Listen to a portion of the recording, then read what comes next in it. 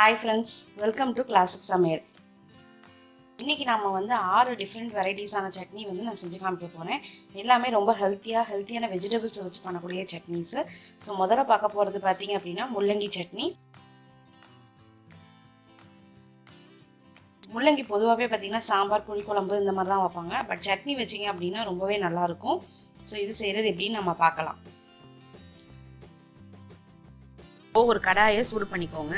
அதில் ஒரு 2 table spoon எண்ணெய் சேர்த்துக்கோங்க. எண்ணெய் ஓரளவு சூடானதுக்கப்புறமா இதில் நான் ஒரு டேபிள் ஸ்பூன் உளுத்தம்பருப்பு சேர்த்துக்கிறேன். கடலைப்பருப்பும் சேர்க்கலாம், பட் சேர்த்தா ஒரு மாதிரி சட்னி வளவலன்னு ஆயிரும். அதனால் உளுத்தம்பருப்பு மட்டும் நீங்கள் ஃப்ளேவருக்காக சேர்த்தா போதும். அடுப்பை மிதமான தீயிலே வச்சு உளுத்தம்பருப்பை நல்லா ரோஸ்ட் பண்ணிக்கோங்க, கருகடிச்சிடாதீங்க. இப்போ பாருங்கள், உளுத்தம்பருப்பு கலர் மாறி வந்திருக்கு. ஸோ இந்த ஸ்டேஜில் நாம் இதில் பூண்டு 5லேருந்து 6 பல் பூண்டை சேர்க்க போகிறேன். பூண்டை எப்போதும் தோலோடையே சேர்த்து பழகுங்க, ஏன்னா அதோட தோலுக்கு அவ்வளோ ஒரு மெடிசினல் ப்ராப்பர்ட்டிஸ் இருக்குங்க. அடுத்து நான் 5லேருந்து 6 சின்ன வெங்காயம் சேர்த்துக்கிறேன்.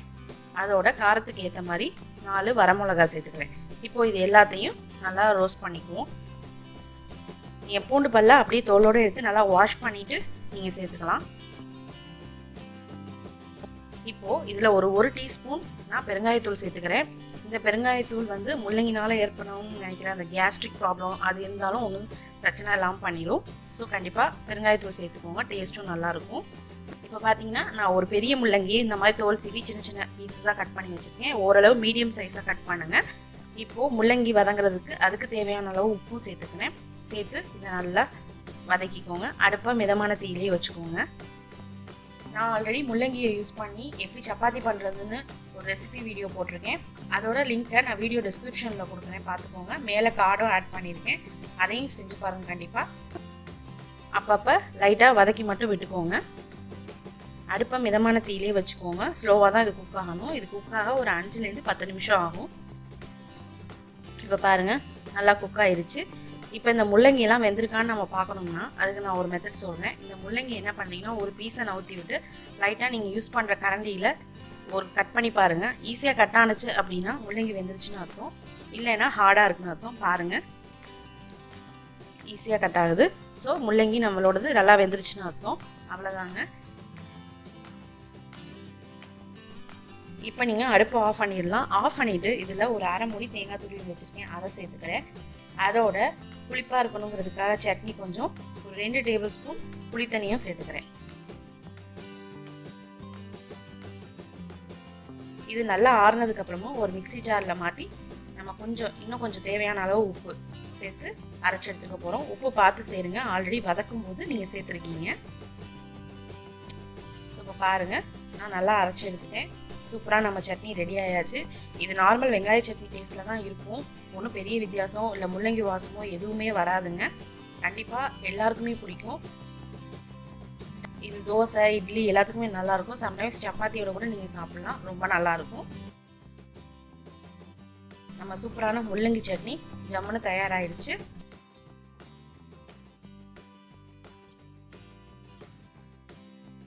அடுத்தது பார்த்தீங்க அப்படின்னா சௌச்சௌ சட்னி. சௌச்சௌவுமே பொதுவாக கூட்டு சாம்பார் இதுக்கு தான் யூஸ் பண்ணுவாங்க. பட் இந்த சௌச்சௌவை வச்சு ரொம்ப சூப்பரான சட்னி ரெசிபி செய்யலாம். ஸோ இது எப்படி செய்யுதுன்னு இப்போ நம்ம பார்ப்போம்.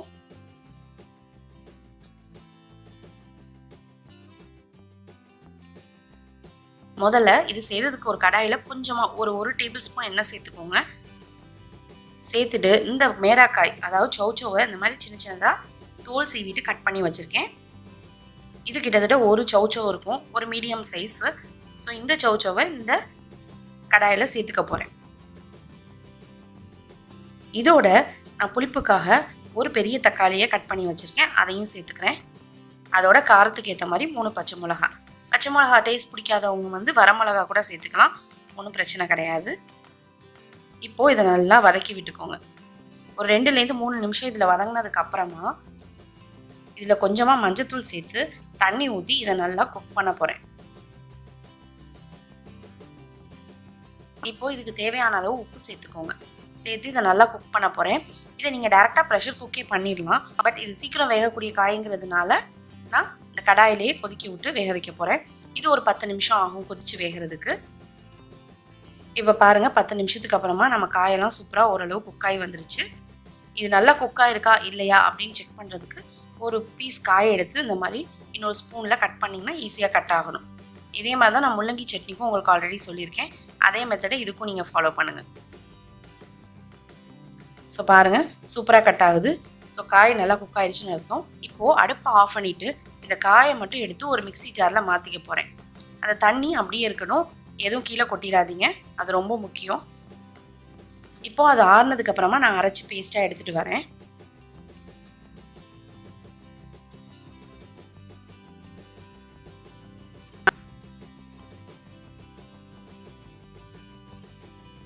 இப்போ பாருங்கள் நான் அரைச்சி அந்த சௌச்சோவை இங்கே எடுத்துகிட்டு வந்திருக்கேன். இப்போது இதை அந்த தண்ணியோட சேர்த்து கொட்டிடுங்க. இப்போது இதுக்கு நம்ம தாளிக்கணும். அதுக்கு ஒரு சின்ன கடாயில் கொஞ்சமாக எண்ணெய் சேர்த்துக்கோங்க. அதில் கடுகு உளுத்தம்பருப்பு சேர்த்துக்கோங்க. கடுகு நல்லா பொரிஞ்சு வரட்டும். கடுகு பொரிஞ்சு வந்ததுக்கப்புறமா இதில் வெங்காயமும் கருவேப்பிலையும் சேர்த்துக்கிறேன். ஒரு சின்ன மீடியம் சைஸ் வெங்காயம் இங்கே நான் கட் பண்ணி வச்சுருக்கேன். பட் சின்ன வெங்காயம் இருந்தால் நீங்கள் கட் பண்ணி போடுங்க, ரொம்ப டேஸ்ட் நல்லாயிருக்கும். இப்போது இதில் கொஞ்சமாக பெருங்காயத்தூள் அதையும் சேர்த்து நல்லா வதக்கிக்குவோம். இந்த வதக்கினதை கொண்டு போய் நம்ம சட்னியில் கொட்ட போகிறோம்.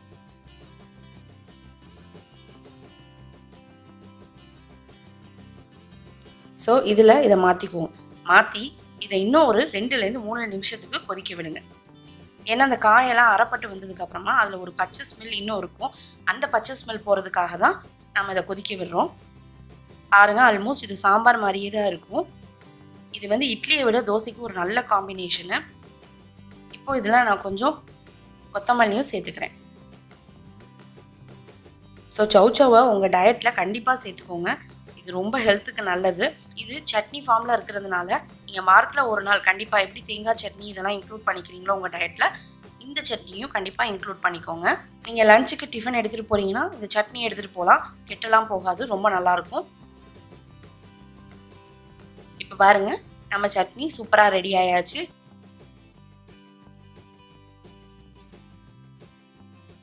அடுத்து வந்து பார்த்தீங்கன்னா வெங்காயம் இல்லாத ஒரு கார சட்னி.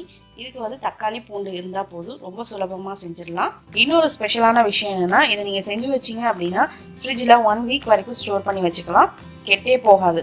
ஸோ இது எப்படி செய்கிறதுன்னு இப்போ நம்ம பார்க்கலாம்.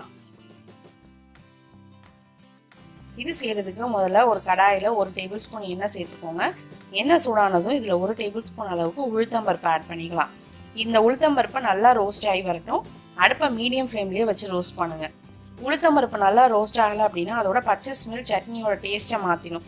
ஸோ நல்லா கோல்டன் கலருக்கு மாறி வரணும். இப்போது இதோட நான் ஒரு 4-5 சிவப்பு மிளகாய் ஆட் பண்ணிக்கிறேன். உங்களுக்கு கலர் கொஞ்சம் வேணும் அப்படின்னா சட்னிக்கு காஷ்மீரி சில்லி பவுடர் கூட நீங்கள் ஆட் பண்ணிக்கலாம். இப்போது இந்த மிளகாய் உளுத்தம்பருப்பு இதெல்லாம் வதங்கணுன்னா ஒரு 15 பல் பூண்டை வந்து ஆட் பண்ணி நல்லா மீடியம் ஃப்ளேமில் வச்சு ரோஸ்ட் பண்ணிக்கிறேன். இந்த பூண்டு நல்லா வெந்து அதுக்கு மேலே அப்படியே லைட்டாக அந்த கோல்டன் கலர் ஷேடு வர ஆரம்பிக்கும். அது வரைக்கும் நல்லா ரோஸ்ட் பண்ணிக்கோங்க. இப்போ இந்த மாதிரி வந்ததுக்கப்புறமா இதில் நான் ஒரு 1/4 டீஸ்பூன் அளவுக்கு வாசனைக்காக பெருங்காயத்தூளும் அதோட நறுக்குன 3 தக்காளியும் ஆட் பண்ணிக்க போகிறேன். இது 3மே ஓரளவு மீடியம் சைஸ் தக்காளி தான். ஸோ இதை ஆட் பண்ணி நல்லா வதக்கிக்கோங்க. இப்போது அடுப்பை மீடியம் ஃப்ளேம்லேயே வச்சு இந்த தக்காளியெல்லாம் இது நல்லா வெந்து அந்த தோலெல்லாம் பிரிஞ்சு நல்லா சுருங்கி வரும். அது வரைக்கும் நீங்கள் இதை வந்து குக் பண்ணணும். ரொம்ப ஹை ஃப்ளேமில் வச்சு வேகமாக குக் பண்ணணும்னு நினச்சிங்க அப்படின்னா இந்த தக்காளி வந்து குயிக்காக அந்த தோல்லாம் செப்பரேட் ஆயிரும். பட் அந்த தக்காளியோட பச்சை ஸ்மெல் போகாமல் அப்படியே இருக்கும். ஸோ நல்லா பொறுமையாக நீங்கள் ஒரு 5 நிமிஷத்துலேருந்து 6 நிமிஷம் வரைக்கும் இதை குக் பண்ணிக்கோங்க. இப்போ பாருங்கள் இதை நான் லைட்டாக மிக்ஸ் பண்ணி விட்டு காமிக்கிறேன். தோல்லாம் நல்லா பிரிஞ்சு வந்திருக்கு. உங்களுக்கு வந்து இந்த சட்னி கொஞ்சம் கலராக வேணும் அப்படின்னா நீங்கள் வந்து காஷ்மீரி சில்லி பவுடர் ஆட் பண்ணிக்கோங்க கொஞ்சம். அப்படி இல்லை அப்படின்னா காஷ்மீரி மிளகாய் சிவப்பு மிளகாய் கடையில் கிடச்சிதுன்னா அதை கூட நீங்கள் ஆட் பண்ணிக்கலாம். இப்போ இந்த ஸ்டேஜில் நாம் வந்து தேவையான அளவு உப்பை ஆட் பண்ணி நல்லா மிக்ஸ் பண்ணி விட்டுட்டு அடுப்பை நான் ஆஃப் பண்ணிடுறேன். இது நல்லா ஆறுனதுக்கப்புறமா நம்ம மிக்சியில் அரைச்சி எடுத்துகிட்டு வந்துக்கலாம். உப்பை வந்து கடைசியாக தான் ஆட் பண்ணணும், முதலையே ஆட் பண்ணிடாதீங்க. நல்லா தக்காளி வெந்து வந்ததுக்கப்புறமா தான் உப்பை ஆட் பண்ணணும், அதில் கொஞ்சம் கவனமாக இருங்க.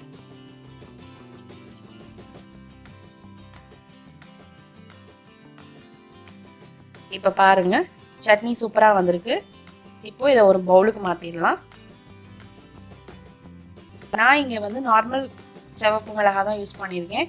அதனால் பெருசாக கலர் கிடையாது, பட் காரம் நல்லாயிருக்கும். உங்களுக்கு கலர் வேணும் அப்படின்னா ஆல்ரெடி சொன்ன மாதிரி காஷ்மீரி சில்லி பவுடர் அல்லது ஒரு 2லேருந்து 3 காஷ்மீரி மிளகாய் கிடைச்சதுன்னா அதை ஆட் பண்ணி அரைச்சிக்கோங்க, அவ்வளோதான். ஸோ இப்போ பாருங்கள், நம்ம சட்னி நல்லா சூப்பராக வந்திருக்கு. இதை இட்லி, தோசை, சப்பாத்தி எதோட வேணாலும் சேர்த்து சாப்பிடலாம். ரொம்பவே அட்டகாசமாக இருக்கும். மெயினாக இந்த வேலைக்கு போகிறவங்களுக்கு வந்து என்ன சட்னி அரைக்கணும் அப்படிங்கிற கவலை இருக்கும், அவங்களுக்கு இது மெயினாக யூஸ்ஃபுல்லாக இருக்கும். அடுத்த சட்னி வெரைட்டி பார்த்தீங்க அப்படின்னா பீர்க்கங்காய் தோல் சட்னி. இதுக்கு ரொம்ப முக்கியமாக தேவைப்படுற பொருள் பார்த்தீங்கன்னா பீர்க்கங்காயோட தோல், அவ்வளோதான். இதை வச்சு ரொம்ப சுலபமாக செஞ்சிடலாம். ஸோ இதை எப்படி செய்கிறதுன்னு நாம் பார்க்கலாம். இதுக்கு பார்த்தீங்கன்னா கொஞ்சம் பிஞ்சான பீர்க்கங்காயாக எடுத்துக்கணும். ரொம்ப முத்தலாக இருந்துச்சுன்னா அந்த தோல் வந்து சட்னிக்கு நல்லா இருக்காது. ஸோ இந்த மாதிரி பிஞ்சு பீர்க்கங்காயாக எடுத்து அதோட 2 எண்ணையும் கட் பண்ணிக்கோங்க. கட் பண்ணிவிட்டு இது மேலே உள்ள தோலை நம்ம சீவி எடுக்க போகிறோம். பொதுவாக இந்த தோலை சீவிட்டு என்ன பண்ணிடுவாங்கன்னா தூக்கி போட்டுருவாங்க. ஒரு சிலருக்கு சட்னி இதில் எப்படி செய்யணுங்கிறது தெரியும், பட் தெரியாதவங்களுக்காக இந்த ரெசிபி நான் சொல்கிறேன். ஸோ இதோட தோலை நல்லா ரிமூவ் பண்ணிக்கோங்க. முக்கியமாக இந்த பீர்க்கங்காய் வந்து கொஞ்சம் பிஞ்சாக இருக்கணும். இப்போ அந்த தோலெல்லாம் நம்ம ரிமூவ் பண்ணியாச்சு. இந்த தோல் உரிச்ச பீர்க்கங்காயை நீங்கள் கூட்டு, பொரியல் எது வேணாலும் நீங்கள் பண்ணிக்கலாம் உங்களுக்கு பிடிச்ச மாதிரி. இப்போது இந்த தோலை என்ன பண்ண போகிறேன்னா ரொம்ப நீட்டமாக இருக்கிறதுனால சின்ன சின்னதாக கட் பண்ணி எடுத்துக்க போகிறேன். அதுக்கு நம்ம கீரையெல்லாம் கட் பண்ணுற மாதிரி மொத்தமாக ஹோல்ட் பண்ணி இந்த மாதிரி கத்தி வச்சு கட் பண்ணிக்கோங்க. கட் பண்ணிவிட்டு இதை நான் நல்லா வாஷ் பண்ணி எடுத்துக்க போகிறேன்.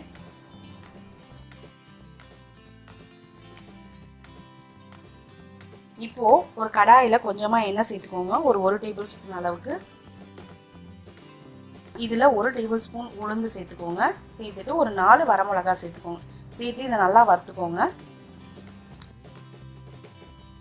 வரமிளகா ஓரளவு ரோஸ்ட் ஆனதுக்கப்புறமா தனியாக எடுத்து வச்சுருங்க. இது ரொம்ப நேரம் வறுத்தீங்க அப்படின்னா கரிஞ்சிரும், அதனால தனியாக எடுத்து வச்சுருவோம். இருக்கட்டும். இப்போ இதில் வந்து நாம் நறுக்கி வச்சுருக்க அந்த தோலை வந்து ஆட் பண்ண போகிறோம்.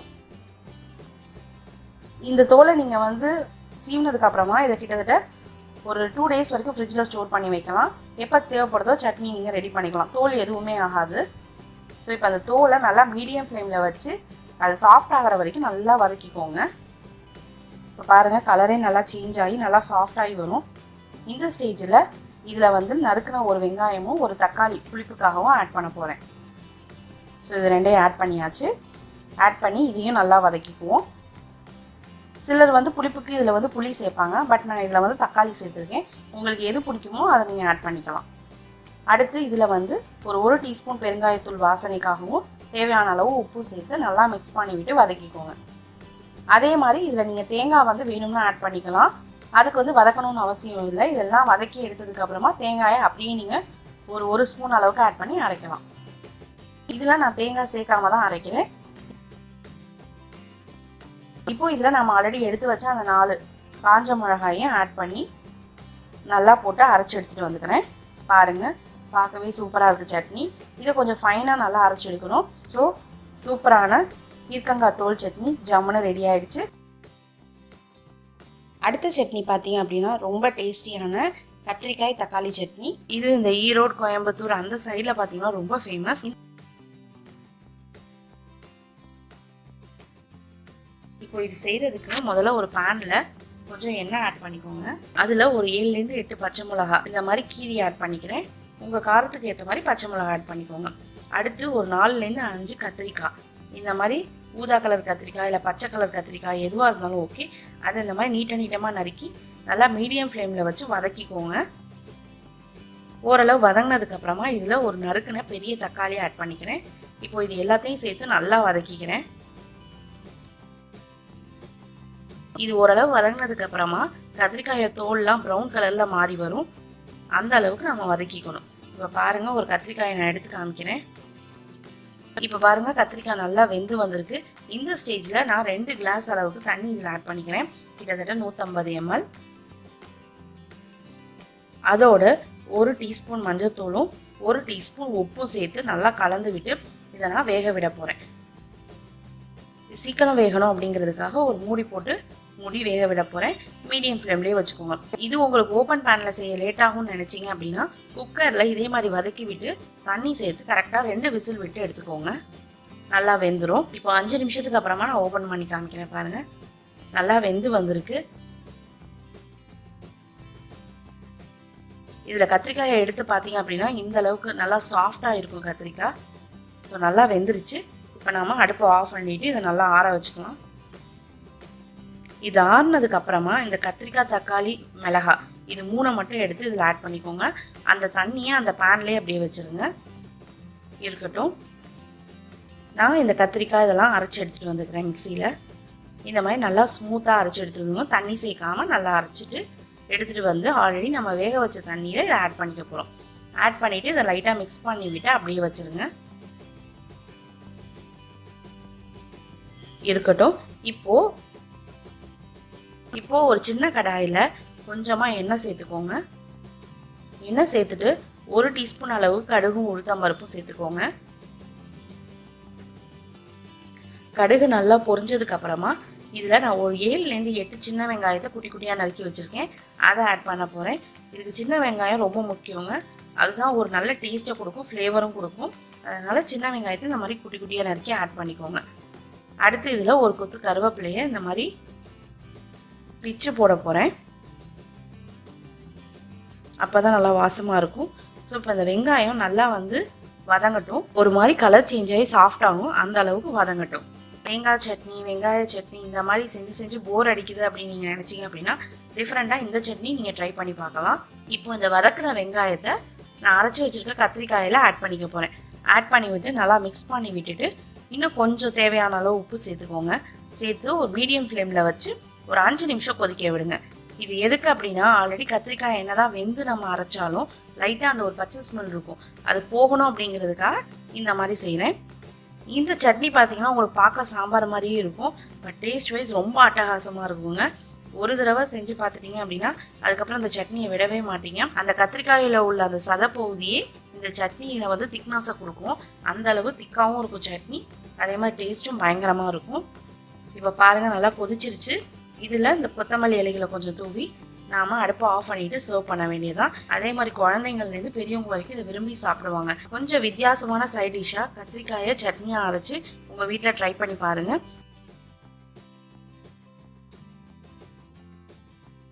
இப்போ நம்ம கடைசியாக பார்க்க போகிற சட்னி பார்த்தீங்க அப்படின்னா குடமிளகாய் சட்னி.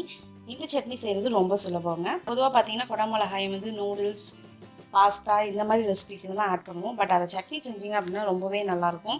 ஸோ அது செய்கிறதுக்கு இந்த மாதிரி ஒரு பேனில் எண்ணெய் ஆட் பண்ணிக்கோங்க. எண்ணெய் ஆட் பண்ணிவிட்டு 2 டேபிள் ஸ்பூன் உளுத்தம்பருப்பு ஆட் பண்ணிக்கோங்க. கடலைப்பருப்பு ஆட் பண்ண வேணாம், ஆட் பண்ணிங்கன்னா ரொம்ப ஒரு மாதிரி வந்து சலசலன்னு இருக்கும் சட்னி.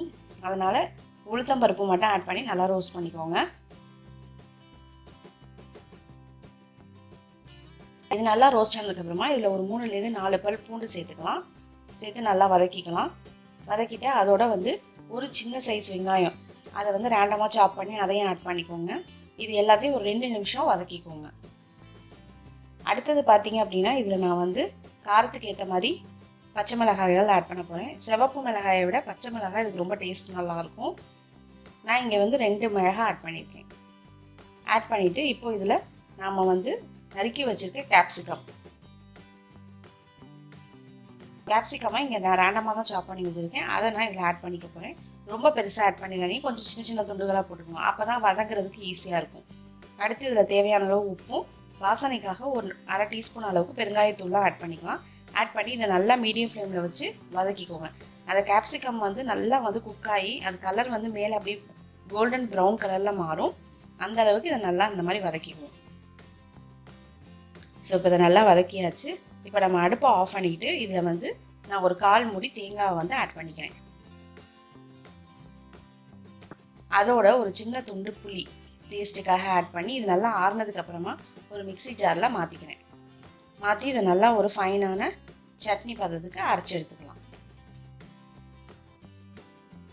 ஸோ பாருங்கள் நல்லா சட்னி நான் கொஞ்சம் இப்போ இது மேலே தாளித்து போட்டுனா வேலை முடிஞ்சிச்சு. அவ்வளோதான், நம்மளோட சூப்பரான கேப்சிகம் சட்னியும் ரெடி. ஸோ இந்த 6 வகையான சட்னி ரெசிபியும் உங்கள் வீட்டில் ட்ரை பண்ணி பாருங்கள். ட்ரை பண்ணி பார்த்துட்டு எப்படி இருக்குன்னு கமெண்ட் பண்ணுங்கள். மறக்காமல் நம்ம சேனலுக்கு சப்ஸ்கிரைப் பண்ணிடுங்க.